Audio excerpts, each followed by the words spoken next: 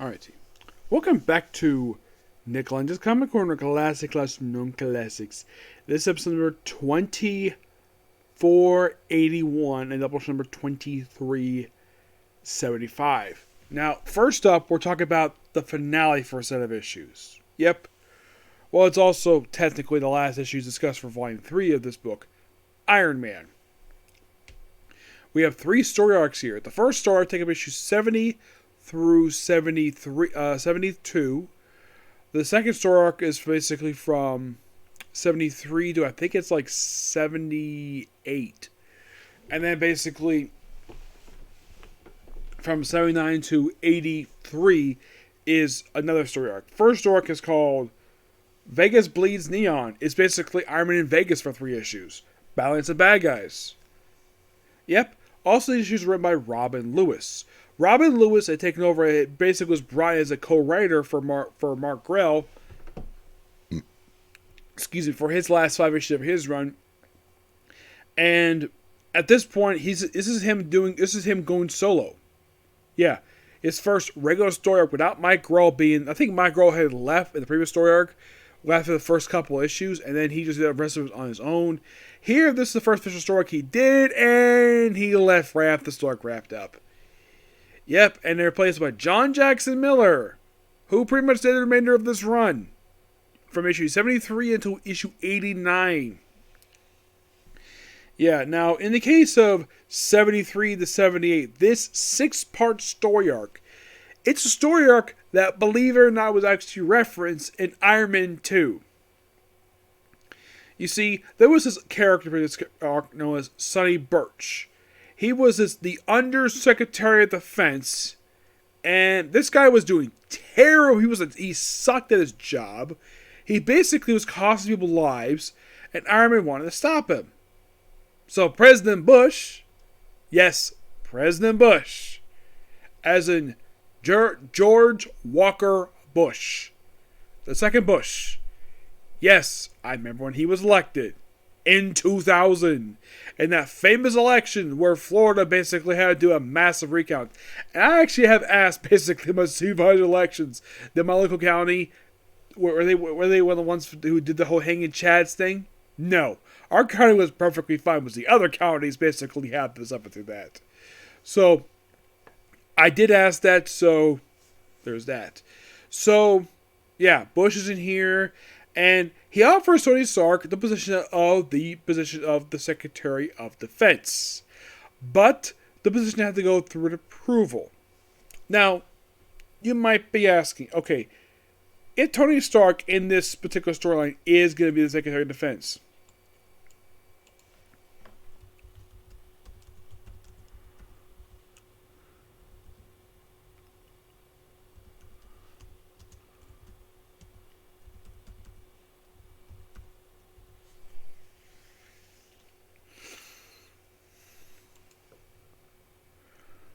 you might be asking, I'm not going to go through who's going to be the current one. I'm not going to discuss him. Nope. Not going to discuss who the current guy is. So, you might be asking, okay, who was the real life equivalent at the time this basically happened? You know, the person who was Secretary of Defense during the time this happened. Doug Ramsfield. Yeah, my guess is probably they want to feature in the book, so let's have him basically be the new Secretary of Defense. Yep. Yeah, so he was up for nomination, and the Senate rejected him, but thanks to taking down Sonny Birch and his corrupted means, he actually his debut at the start of the story, issue 73, and then got killed off by issue 77. He was a jerk all the way through. He was a freaking scumbag. And he was written to be that way on purpose. And then by the finale of that story arc, that it's revealed, oh, Tony Stark is Secretary of Defense. And Tony's like, by the way, there's a famous scene in the book, and here's the fun fact, I actually own one of the issues of this book.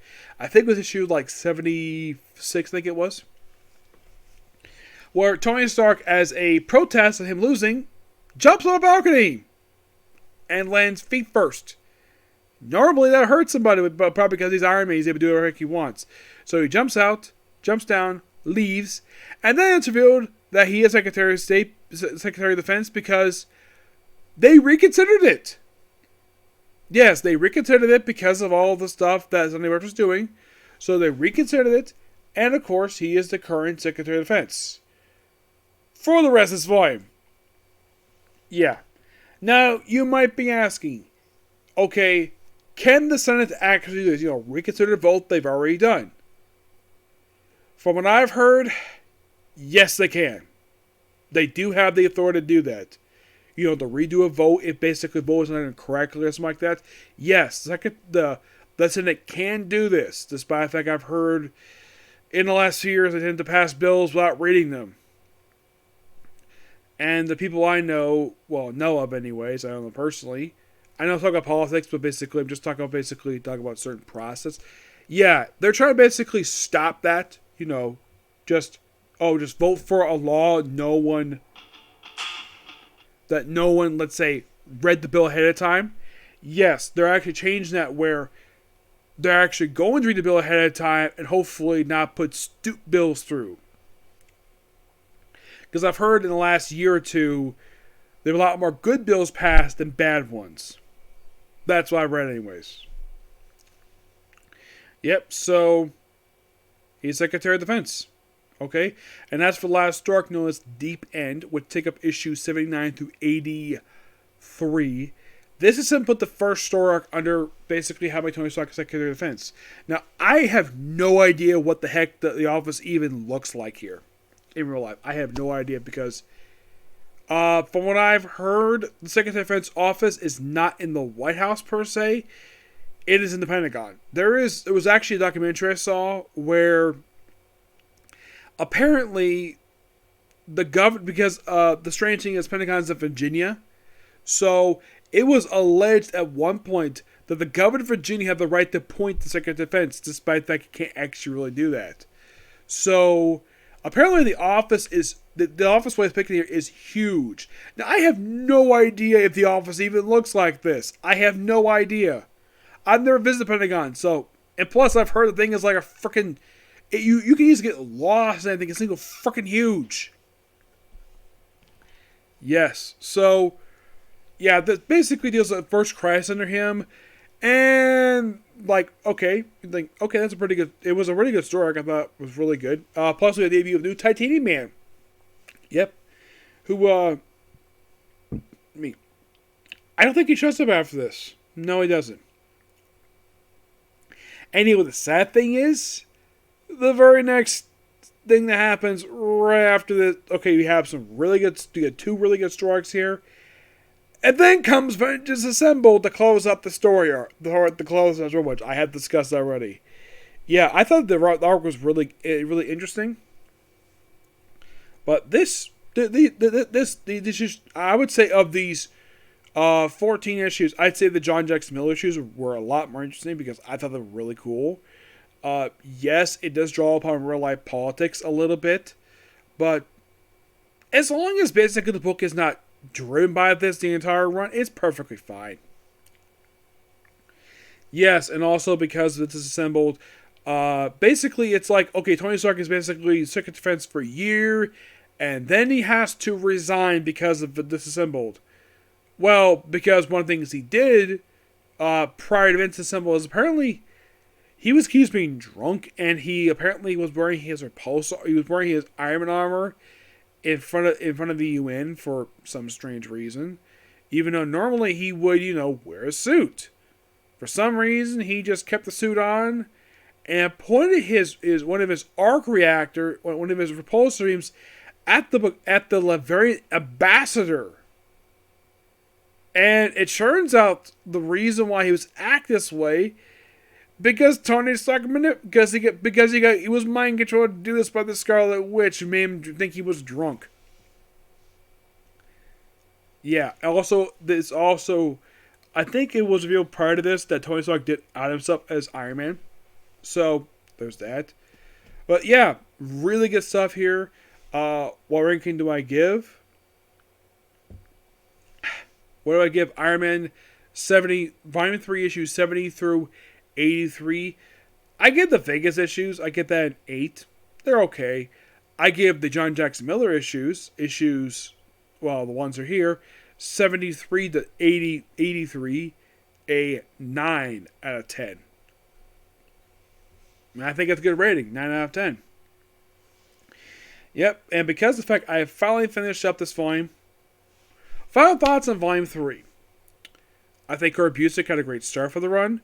Joe Quesada basically was okay. I think Frank Terry is interesting. Mike Grohl was really cool. I really enjoy his issues. But in my opinion, the best writer for this run were Kurt Busiek, Mike Grohl, and John Jackson Miller. These three did an excellent job with this book. That's just my opinion anyways. Now, with Iron Man finished up, because now I've read all the main Iron Man issues. They're all done. Yep, it's all done. So, what's going to replace this? Well, The Punisher. Yep, The Punisher. But let's meet up what the replacement had for... Let's see, what was it? I think it was Thor, Yeah, I think it may have been Thor. We're next starting off with Generation X, Epic Collection Volume 1, Back to School. I'm only discussing 5 issues from this book because I reviewed them most of those already, which I collected Uncanny X-Men 360, 318, X-Men Volume 2, 36, 37, Generation X 1 through 9, Wolverine 94, Generation X Collector's Preview, and Generation X Ashcan Edition. Scott Lobdell does the main issues of the book. We also have Larry Hamm, my favorite season on here, with John Morant, Andy Cuba, Roger Cruz, Chris Boschel, who does the main issues for Generation X, except for one. Chris Edge, Tom Remick. The main issues themselves for Generation X came out of the period of November 1994 to November 1995. Also, they have an excerpt here from X-Men Prime number 1. You're thinking, what the heck happened here? Did the thing skip month? It did. Well, there was a reason why. Because after the first 2 issues, the series put on hiatus because of... You want to know? AIDS Apocalypse. Yep, AIDS Apocalypse is the reason for this. Yeah, now we're here discussing, now from this book,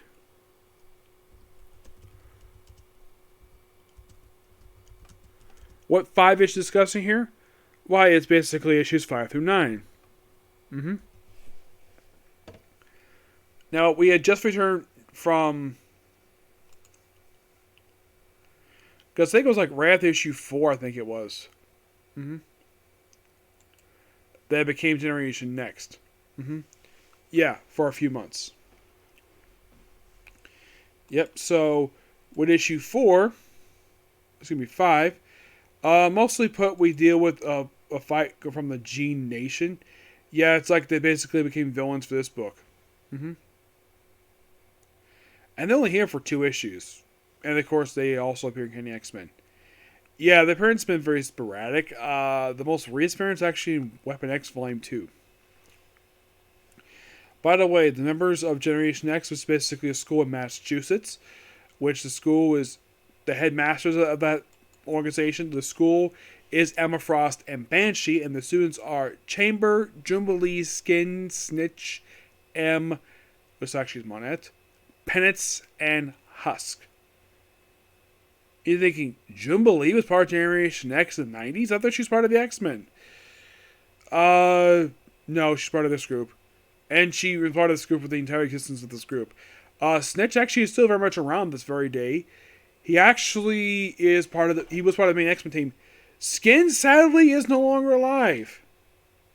He actually did die at one point, but he came back. Yeah, he got killed off in, Uncanny X-Men 4, he got killed off in issue 423. You see, he made his debut in 1984. He died 9 years later. Yeah, for some reason, they said they had him die in possibly one of the worst direct history of Uncanny X-Men, Holy War. Yeah, it's pretty bad. Oh, you're going to love the title of this issue 5. Don't touch that dial. And then you have Notes on the Ground. Yep, and then we have Leech and Artie Mandix. of the Morlocks become part of Generation X. Yep, it's more like school stuff in a way, while dealing with Gneration and Dark Beast. Yes, Dark Beast from Age of Apocalypse. Then we deal with a murder victim named, which was an inspector. Yeah, it's basically a one-shot issue. Then like issue 8 is like what happened to Cassidy, because revealed at the end of issue 7 that Cassidy's that Banshee's castle, Cassidy, has been stolen, and this next issue figures out what happened to the damn thing. Yes, at one point it was stolen.